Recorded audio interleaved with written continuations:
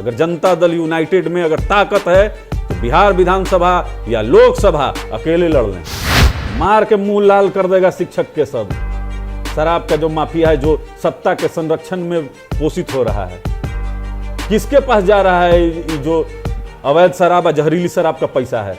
माननीय मुख्यमंत्री जी का यह काला अध्याय है कि नीति आयोग की रिपोर्ट यह झुठला नहीं सकते हैं, और विकास का जो ढोल पीटते हैं यह ढोल इनका फट चुका है। लेकिन बिहार को विनाश के पथ पे अगर वर्तमान सरकार लेकर जाएगी तो मुख्य दर्शक की भूमिका में लोक जनशक्ति पार्टी रामविलास नहीं रहेगी।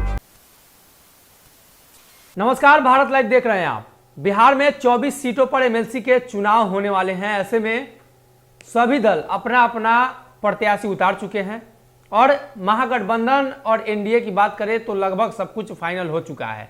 आज एनडीए की संयुक्त प्रेस वार्ता भी थी, जिसमें कौन से पार्टी कहां से चुनाव लड़ेगी और सीटों का समीकरण क्या होगा, इन सभी बातों को तय कर दिया गया है। लेकिन ऐसे में लोजपा रामविलास का क्या रुख है, क्योंकि चाचा पशुपति पारस को एक बार फिर से शामिल किया गया है और एमएलसी चुनाव में टिकट भी दी गई है। लोजपा रामविलास के प्रवक्ता चंदन सिंह है, जानेंगे। चंदन जी, चाचा को एक बार फिर से एनडीए ने मान लिया है कि लोजपा के असली उत्तराधिकारी वही हैं और उन्हें टिकट भी दे दिया है। वही सीट, वही टिकट दी गई है जो रामविलास पासवान लड़ा करते थे, हाजीपुर से वैशाली उन्हें दी गई है। देखिए,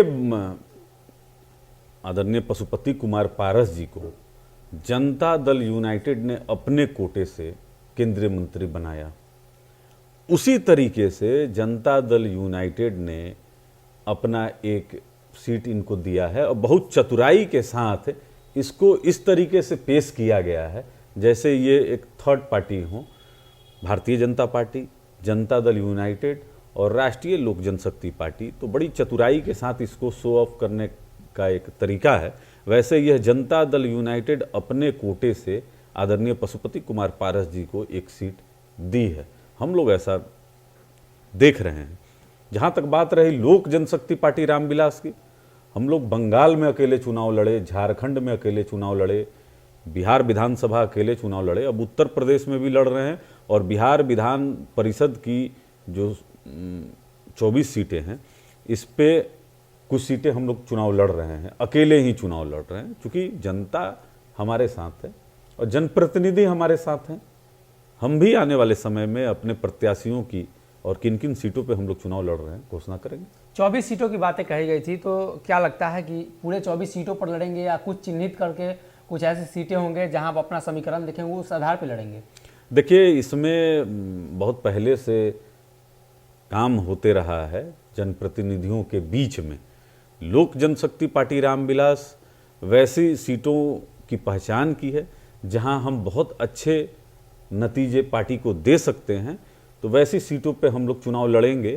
तकरीबन आधा दर्जन से हम लोग ऊपर में ही चुनाव लड़ेंगे। बहुत जल्द हमारे पार्टी के संसदीय बोर्ड के अध्यक्ष आदरणीय हुलास पांडे जी इसकी घोषणा करेंगे जल्द से जल्द। बातें तो ये भी चल रही हैं कि भाजपा ने आज ऐलान किया है कि हम अपने कोटे से दे रहे हैं, आप कह रहे हैं कि जदयू के कोटे से मिला है।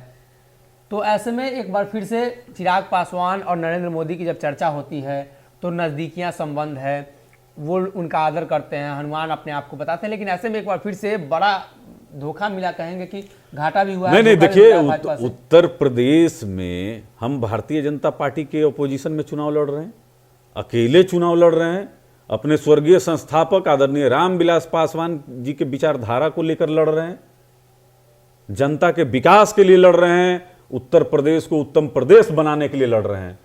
उसी तरीके से बिहार में भी हम लोग चुनाव जो लड़े, अपने बिहार फर्स्ट और बिहारी फर्स्ट विजन पे लड़े। हमारे नेता आदरणीय चिराग पासवान जी के नेतृत्व में लड़े और बिहार की महान जनता ने हमको 25 लाख मत दिए। उपचुनाव में भी अगर आपने देखा होगा, हम लोग अकेले चुनाव लड़े और देश की एक राष्ट्रीय पार्टी से हमारा औसत अच्छा रहा, वोट प्रतिशत अच्छा रहा, जनता का रुझान हमारे साथ है। आज आप देख रहे होंगे कि आशीर्वाद यात्रा के माध्यम से बिहार के 38 जिला में आदरणीय चिराग पासवान जी के सुनने के लिए एक जनसैलाब अपने आप में उमड़ जाता है। जहरीली शराब से बिहार में कहीं भी अगर कोई मौत हो रही है, इसको तो हम लोग हत्या मानते हैं। वहां आदरणीय चिराग पासवान जी जा रहे हैं, पीड़ित परिवार का आंसू दुख दर्द आदरणीय चिराग पासवान जी पूछने का काम कर रहे हैं। तो बिहार में अगर कोई एक नेता है जो जनता से जुड़ा हुआ है, वह हमारे नेता आदरणीय चिराग पासवान जी हैं। हम लोग चुनाव जरूर अकेले लड़ रहे हैं, लेकिन स्थिति और परिस्थिति को हम लोग बदल देते हैं। एनडीए में वापसी की बात चल रही थी, लेकिन ऐसे में एक बार फिर से चाचा की ही वापसी हो गई है, तो क्या लगता है कि आप लोग चाचा के जरिए फिर से एनडीए में वापसी करेंगे? चाचा के साथ जाएंगे या अलग रहेंगे? देखिए सनी जी, हर पार्टी अलग है, सबका विचार नीति सिद्धांत अलग है।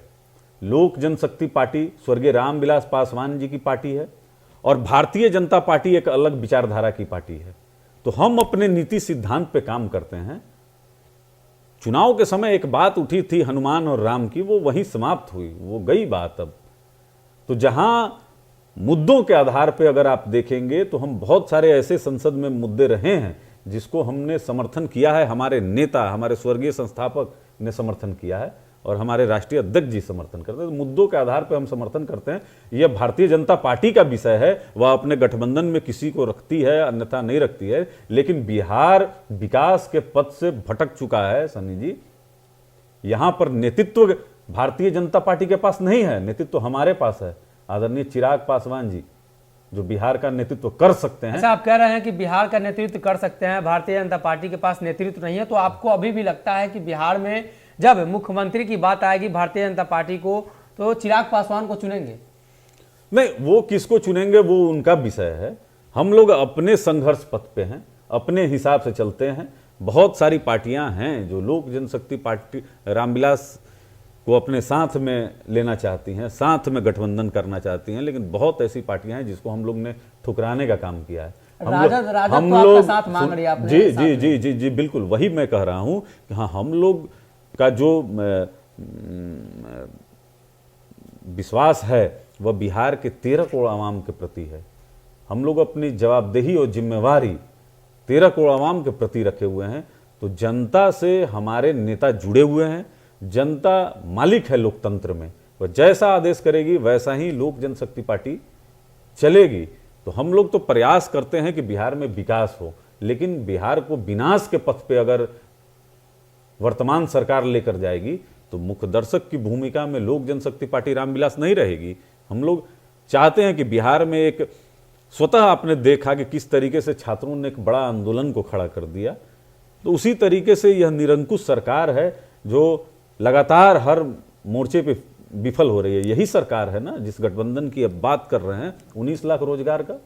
सनी जी, कभी आप प्रेस कॉन्फ्रेंस में उन लोग से पूछ के देखिएगा कि आप श्वेत पत्र क्यों नहीं लाते हैं बिहार विधानसभा के पटल पर, आपने कितना रोजगार दिया है। दलित बच्चियों के साथ अगर हत्या बलात्कार हो रहा है, इसको कौन रोकेगा? बिहार में अगर पटना के सबसे व्यस्त जगह बाकरगंज में 35 किलो सोना अगर कोई अपराधी अगर ढो के लेके जाता है, इसको कौन रोकेगा?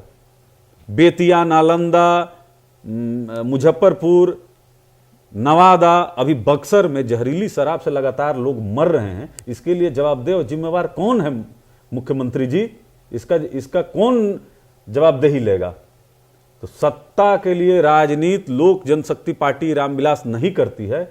हमको 100 बार हार कबूल है सन्नी जी, लेकिन किसी भी भ्रष्टाचारी के साथ हम लोग समझौता नहीं कर सकते हैं। और बिहार दुर्भाग्य से भ्रष्टाचार की जननी अभी यह हो गई है। यहाँ हर एक विभाग ऐसा है जहाँ बिना घूस दिए हुए, पैसा दिए हुए कोई काम नहीं हो रहा है। और माननीय मुख्यमंत्री जी अपने एक अन्य मार्ग में चैन से बंसी बजा रहे हैं और पूरे बिहार में हाहाकार मचा हुआ है। अच्छा, बिहार में सत्ता पक्ष और विपक्ष दो ही पक्ष है, तो आप विपक्ष की तरफ से ऑफर आता है, आप ठुकरा देते हैं, सत्ता पक्ष के साथ जाएंगे नहीं, सत्ता पक्ष में नीतीश कुमार जब तक रहेंगे तब तक नहीं जाएंगे। तो ऐसे में आप किस तरह की राजनीति करेंगे, कैसे राजनीति करेंगे?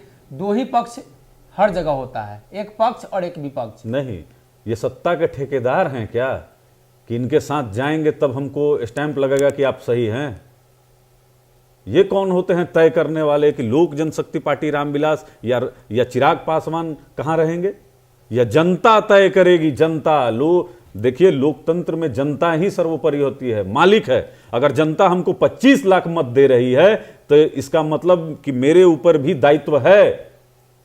जनता मुझसे पूछेगी कि जिस समय बिहार में भ्रष्टाचार था, जिस समय बिहार में अपराध था, जिस समय बिहार में लूट था, भय था, भूख था, भ्रष्टाचार था, उस समय आपने आवाज क्यों नहीं उठाया? तो आज हर विषय पे अगर लोक जनशक्ति पार्टी रामविलास आवाज उठा रही है, जनता का विषय को उठा रही है, तो हम तो अपने जिम्मेवारी से अपना काम कर रहे हैं। लेकिन पिछले 16 साल से बिहार कहां गया? यही देखिए, मतलब ये एक अपने आप में अनोखा विषय नहीं लगता है सन्नी जी कि भारतीय जनता पार्टी केंद्र में भी है, बिहार में भी है, और जनता दल यूनाइटेड के यहां मुख्यमंत्री हैं। अब वही नीति आयोग की रिपोर्ट में बिहार हर एक मानक में फिसड्डी है।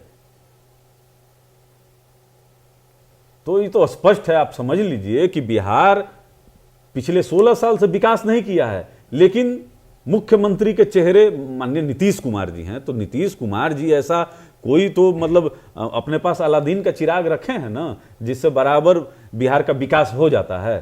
तो बिहार का विकास कौन से पायदान पर है देश में, ये तो अपने अगल बगल में झांक लें। यहां अपराधी बेखौफ होके व्यापारियों का सारा गाड़ी कमाई को लूट कर ले जाते हैं, लेकिन उत्तर प्रदेश जैसा यहां गाड़ी नहीं पलटता है। माननीय मुख्यमंत्री जी के पुलिस रात दिन जनता का मुंह सूंघने में लगे हुए हैं, शादी ब्याह के कार्यक्रम में घुस जाते हैं शराब खोजने के लिए। अब तो शिक्षक को भी इस काम में लगा दिया है। पहले इनसे खिचड़ी बनवाए, फिर इनसे जानवर गिनवाया, लोग पौधारोपण करवाया, वोटर लिस्ट का सत्यापन करवाया, अब जाके शराब सिंडिकेट के पीछे लगा रहे हैं कि आप भी तो एक जिम्मेवार नागरिक हैं, सरकार को बताइएगा ना। मार के मुंह लाल कर देगा शिक्षक के सब। शराब का जो माफिया है, जो सत्ता के संरक्षण में पोषित हो रहा है, किसके पास जा रहा है ये जो अवैध शराब या जहरीली शराब का पैसा है? हम लोग तो बराबर कहते हैं कि सत्ता में माननीय नीतीश कुमार जी के कैबिनेट में ऐसे लोग हैं जो इसका सिंडिकेट चला रहे हैं और माननीय मुख्यमंत्री जी का संरक्षण प्राप्त है, लेकिन एक शब्द बोलेंगे, मौन मुख्यमंत्री हैं। बिहार के इतिहास में जब भी इतिहास लिखा जाएगा, माननीय मुख्यमंत्री जी का यह काला अध्याय है कि नीति आयोग की रिपोर्ट यह झुठला नहीं सकते हैं। और विकास का जो ढोल पीटते हैं, यह ढोल इनका फट चुका है। गठबंधन की राजनीति है। माननीय मुख्यमंत्री जी 16 साल से विकास अगर सन्नी जी किए हैं, अकेले लड़के एक बार क्यों नहीं देखते हैं? बहुत विकास किए हैं, अकेले एक बार लड़ लें ही, इनको पता चल जाएगा कि कहां खड़े हैं। हम तो ताकत रखते हैं अकेले लड़ने का, इनके पास है, ललकारते हैं आपके माध्यम से। अगर जनता दल यूनाइटेड में अगर ताकत है तो बिहार विधानसभा या लोकसभा अकेले लड़ लें, मुख्यमंत्री से, उनके पार्टी से, जदयू से। माननीय मुख्यमंत्री जी के अगर विकास पे इनको भरोसा है तो विकास किए होंगे तब ना। विकास नाम का पता नहीं, कोई स्टाफ रखे हैं जो बराबर उसी को दिखाते हैं, देखिए यही है विकास किए हैं, यही विकास किए हैं, यही विकास किए हैं, बाकी विकास कहीं दिखता नहीं। हम लोग तो कितना कुछ किए हैं, कितना कुछ में कभी गिनवाएंगे नहीं, कितना कुछ में वही है कि म्यूजियम बनाए हैं हजारों करोड़ लगा के, जहां कोई आम आदमी और साधारण आदमी नहीं जाता है। उसका एक बार उसका निकाल के देख लीजिए कि कितना इनकम हुआ है, कितना उसमें पैसा लगा है। इनके तो गठबंधन के सहयोगी हैं, थोड़ी थोड़ी पिया करो बोलते रहते हैं, लेकिन माननीय मुख्यमंत्री जी का है ताकत एक्शन लेने का। इनके दुल्हरुआ विधायक ना पियक्कड़ सम्मेलन कराने का बोले हैं, तो है जदयू का। इन लोग में देखिए नैतिकता बचा नहीं है, नैतिकता को घोर के माननीय मुख्यमंत्री जी पी गए हैं। अच्छा, एक आखिरी सवाल रहेगा, एमएलसी चुनाव हो रहे हैं, हाजीपुर रामविलास पासवान का क्षेत्र रहा है, वहां से लंबे समय तक हो रहे हैं, और वैशाली सीट दी गई है चाचा पशुपति पारस को, राष्ट्रीय लोक जनशक्ति पार्टी को। ऐसे में चिराग पासवान हाजीपुर से चुनाव लड़ेंगे, ये बात तय माना जा रहा है। तो क्या आपकी लड़ाई वहां राजद से होगी या फिर से एक बार चाचा से लड़ाई होगी? देखिए, अब मीडिया, आप लोग मीडिया के साथी हैं, आप लोग जो तय कर लीजिए कि कहां से कौन लड़ेगा, लेकिन लोक जनशक्ति पार्टी रामविलास अपनी सूची जारी करेगी। हम अकेले चुनाव लड़ रहे हैं, जनप्रतिनिधि देख रहे हैं, चुनाव लड़ रहे हैं, लेकिन हाजीपुर अहम हो जाता है, इसलिए कि आपने भी दावा ठोका है, उन्होंने भी दावा ठोका है। देखिए, यह नेतृत्व तय करेगा कि पार्टी को किस किस जगह पे चुनाव लड़ना चाहिए। सिर्फ नॉमिनेशन कर देना ही सबसे चुनाव लड़ने का उसको नहीं, अगर नहीं माना जाएगा ना। अगर हम लड़ेंगे, तो आपकी लड़ाई हम लड़े। जब देखिए, हम जब भी लड़े हैं तो चुनाव जीतने के लिए लड़ते हैं, चुनाव हारने के लिए नहीं। तो हम लोग लड़ेंगे सन्नी जी, और जो हमारे सामने होगा उसको हार का स्वाद चखना पड़ेगा। नहीं, फिर वही सवाल रहेगा कि हाजीपुर से अगर लड़ते हैं तो, नहीं लड़ते हैं वो बात अलग है। नहीं, पार्टी लड़ते हैं तब किन से आपकी लड़ाई होगी? पार्टी तय करेगी कि हम कहां कहां से चुनाव लड़ेंगे, और उस समय जो मैदान में होंगे हमारे ऑपोजिशन में, वो चाहे कोई भी पार्टी का हो, सन्नी जी मैंने कहा ना कि हम लोग स्वर्गीय रामविलास पासवान के नीति और सिद्धांत पे चलते हैं। हम लोग जमीर बेच के राजनीति करने वाले नहीं हैं और पद के लिए राजनीति नहीं करते हैं। अगर पद पाना रहता तो सन्नी जी आप गवाह हैं कि हमको एनडीए में उस समय बिहार विधानसभा में कितनी सीटें मिल रही थी। हमारे 12 विधायक रहते, 2 यहाँ पर मंत्री रहते, केंद्र में हमारे नेता आदरणीय चिराग पासवान जी केंद्रीय मंत्री रहते, राज्यसभा की सीट रहती। हर चीज को ठुकरा कर अगर बिहार के 13 करोड़ आवाम के लिए हम लोग रात दिन संघर्ष कर रहे हैं और हमारे नेता गांव गांव जा रहे हैं, तो आप समझिए कि हम लोग कितना दूर का सोच रहे हैं। हम लोग बहुत आगे की राजनीति का, चूंकि बिहार के भविष्य के साथ हम लोग किसी भी पार्टी को खेलने नहीं देंगे। हम लोग को बिहार को विकास के पथ पर ले जाना है और बिहार फर्स्ट और बिहारी को फर्स्ट बनाना है। उस विजन में हम लोग लगे हुए हैं सन्नी जी। तो एक बड़ा मिशन है हम लोग का, छोटा छोटा चीज पे हम लोग ध्यान नहीं देते हैं, बड़े मिशन के तहत हम लोग काम कर रहे हैं। चाचा, पशुपति पारस के साथ वापसी की क्या संभावनाएं जताई जा रही हैं? क्या चिराग पासवान और पशुपति पारस फिर से एक होंगे? देखिए, उनकी वो अपना पार्टी बनाए हुए हैं, लेकिन उनके पार्टी के तमाम नेता हमारे पार्टी में लगातार जुड़ रहे हैं। आप देख रहे होंगे लगातार जुड़ रहे हैं। और भविष्य के गर्भ में क्या छिपा है सन्नी जी, इसको कोई नहीं जानता है। लेकिन चिराग पासवान के नेतृत्व में पूरा बिहार और देश में अभी 5 राज्यों में चुनाव हो रहे हैं। हम लोग सभी जगह चुनाव लड़ रहे हैं। तो हमारे साथ थे चंदन सिंह जी, जिन्होंने साफ तौर पे तमाम मुद्दों को लेकर बोला है। एमएलसी चुनाव हो, बिहार के मुख्यमंत्री नीतीश कुमार का विकास हो, या चाचा पशुपति पारस के साथ फिर से आना हो, तमाम मुद्दों को लेकर इन्होंने बयान दिया है। फिलहाल इस खबर में इतना ही। आप बने रहिए हमारे साथ। बहुत बहुत धन्यवाद।